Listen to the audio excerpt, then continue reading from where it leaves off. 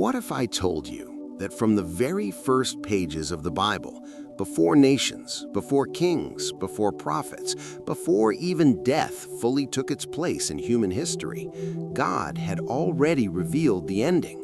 Not in a loud declaration, not in a fully explained prophecy, but in a single mysterious sentence hidden in the middle of a moment of chaos. A sentence most people read and move past. A sentence that feels small, almost easy to miss. And yet, it may be one of the most powerful revelations in all of Scripture. Genesis 3:15. To understand it, we have to go back to the beginning. The world is still new, untouched, pure. Creation is in perfect harmony. There is no pain, no fear, no shame. Humanity walks with God, not as strangers, but in intimacy. And then everything changes. A voice appears in the garden, subtle, persuasive, deceptive, the serpent. It doesn't attack, it questions, it twists, it plants doubt where there was once trust. Did God really say? And with that single question, the foundation begins to crack. Eve listens, Adam follows, and in a moment that would echo through all of history, humanity falls. The world shifts. Innocence is replaced with awareness. Peace is replaced with fear. And for the first time, humanity hides from God. Can you imagine that moment? The Creator walking through the garden, calling out, "Where are you?" Not because he doesn't know, but because something has been lost, something deep, something sacred. And then comes the confrontation. God speaks not only to Adam and Eve, but to the serpent. And this is where something extraordinary happens, because instead of simply declaring judgment, God reveals something else, something unexpected, something prophetic. He says, "I will put enmity between you and the woman, and between your offspring and her offspring. He will crush your head, and you will strike his heel." At first glance, it sounds symbolic, almost poetic, but look closer. This is not just a curse. This is a promise.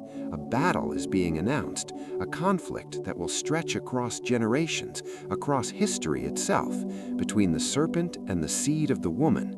But here is where it becomes even more mysterious. In ancient understanding, lineage is usually traced through the man, the seed of the man. So why does God say the seed of the woman? Why is the focus shifted? It's unusual, intentional, almost like a clue. And then comes the most striking part. He will crush your head, and you will strike his heel. Notice the contrast. A strike to the heel, painful but not final. A crushing of the head, decisive, complete, irreversible. This is not an equal fight. This is a victory already written into the beginning. But who is this he? Who is this descendant who will face the serpent, suffer, and yet ultimately destroy it? For centuries, this question lingered. As generations passed, people may not have fully understood, but the idea remained. A coming one, a deliverer, a figure who would undo what had been done. And as the story of the Bible unfolds, the pieces begin to align. Promises are given to Abraham, a nation is formed, prophets begin to speak. Again and again, the same theme appears. Someone is coming, a king, a servant, a savior, not just to lead, but to redeem. And then, in the New Testament, everything converges. A child is born in circumstances no one expected, not in a palace, not surrounded by power, but in humility. And yet his arrival is announced as something world-changing. From the very beginning of his life, there is tension, opposition, danger, almost as if the serpent recognizes something, as if the battle announced in Genesis is now unfolding.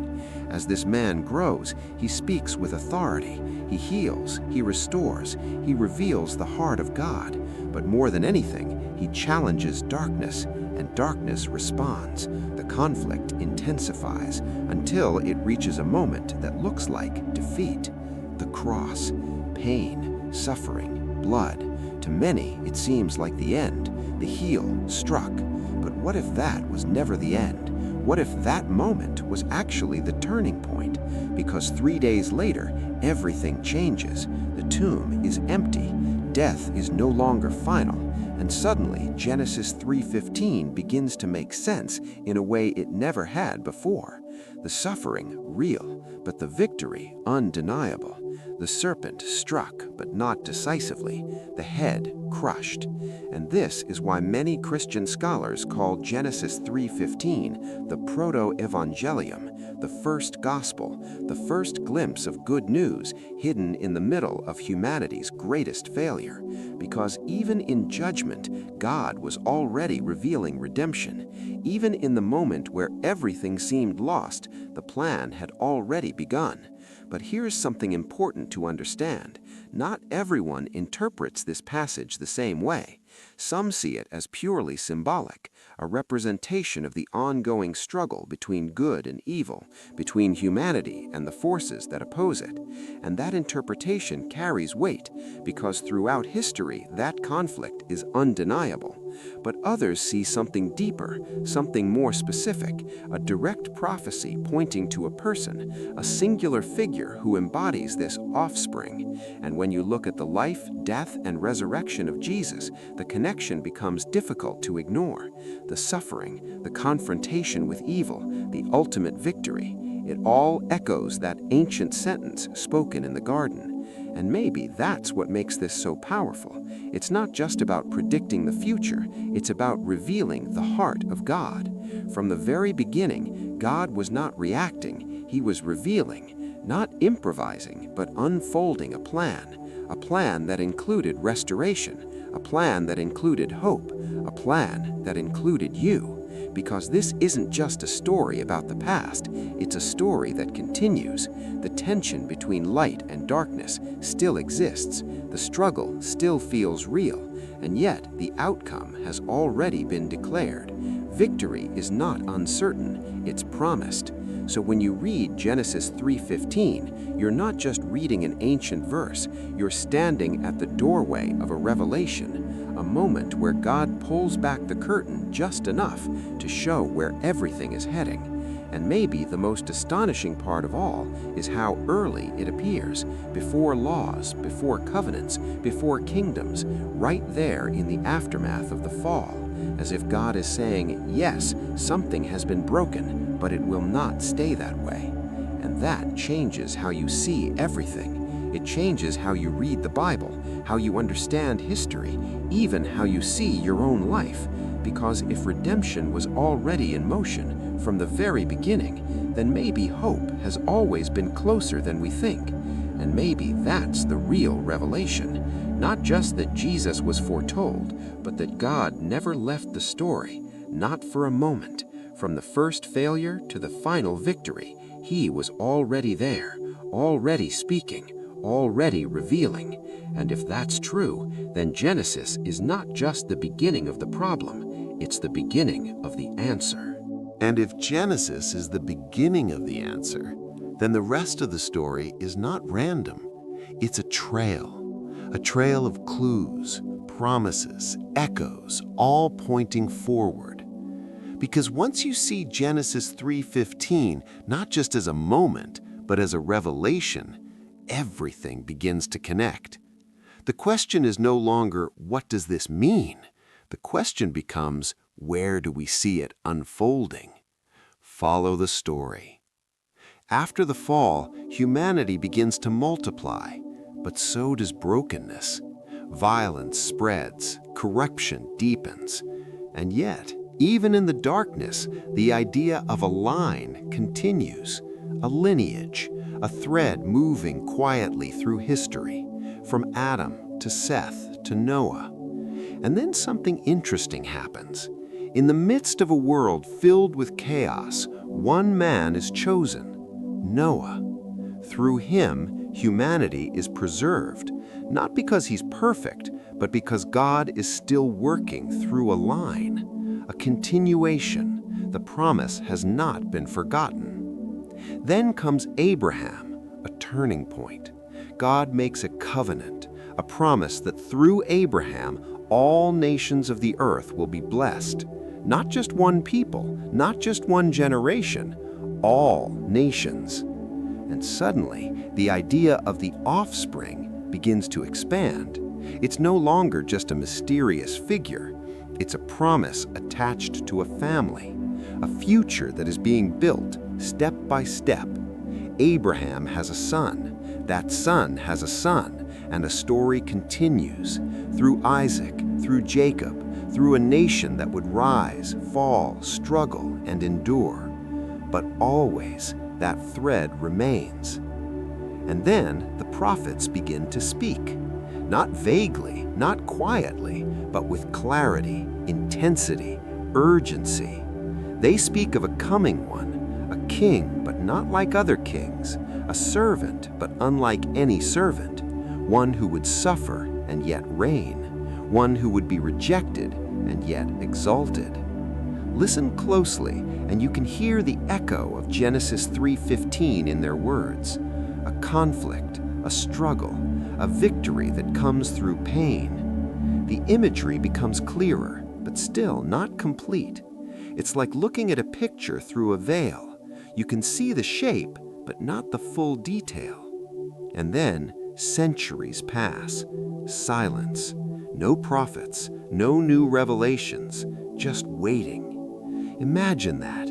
Generations living, hoping, wondering. Did the promise still stand? Had it been forgotten?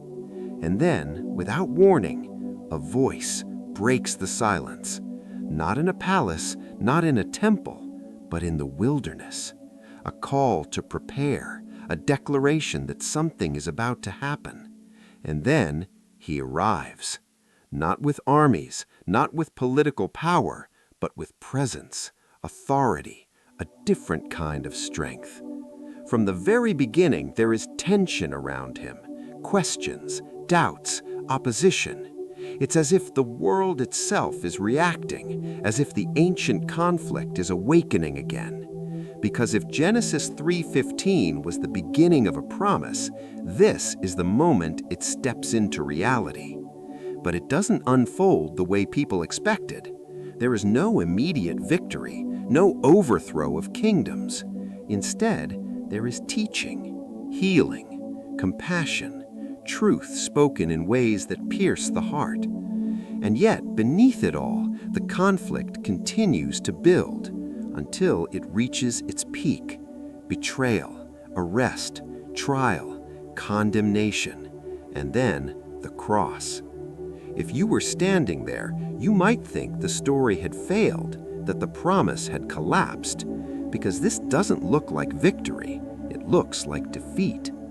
But remember the words, "You will strike his heel." The suffering was always part of it. It was never hidden. It was embedded in the prophecy from the beginning.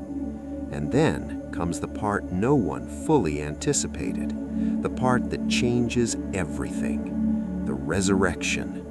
Because now the equation shifts. The one who was struck stands again, alive, and suddenly the meaning of crush the head becomes undeniable. This is not just survival, this is triumph, not just over an enemy, but over death itself. And if death is defeated, then everything changes. Sin loses its final grip, fear loses its ultimate power, the serpent's influence broken at its core. But here's where it becomes even more personal, because the story doesn't end there. It extends, not just as history, but as invitation. Because if the offspring has achieved victory, then the question becomes, what does that mean for us? Are we just observers of this story, or are we part of it? Some interpretations suggest that the offspring includes not only one person, but a people, those who align themselves with that victory, those who step into that promise, which means the conflict described in Genesis is not just ancient history, it's present, it's lived, every day in choices, in struggles, in moments of doubt and clarity. The tension between light and darkness, truth and deception, still plays out. But now it plays out with a different foundation, because the outcome has already been revealed. The head will be crushed. Not might be, not could be, will be. And that changes everything. It means the story is not moving toward uncertainty, it's moving toward fulfillment. And maybe that's why this single verse, hidden in the early chapters of Genesis, carries so much weight. Because it doesn't just explain the problem, it announces the solution. Before the world even fully understood what was broken, God had already spoken what would restore it. And that's a different kind of power, a different kind of love, one that doesn't wait for perfection, one that moves forward, even in the middle of failure. So when you hear Genesis 3:15 now, it's no longer just a mysterious line. It's a thread that runs through everything, from the garden to the cross to the empty tomb and beyond. A thread that says, this was never out of control. This was never without purpose. This was always leading somewhere. And maybe, just maybe, it's still unfolding right now in ways we don't fully see yet. Because if the beginning carried the promise, then the ending must carry its completion. And until that moment comes, the revelation remains alive, active, calling, waiting to be understood, not just with the mind, but with the heart.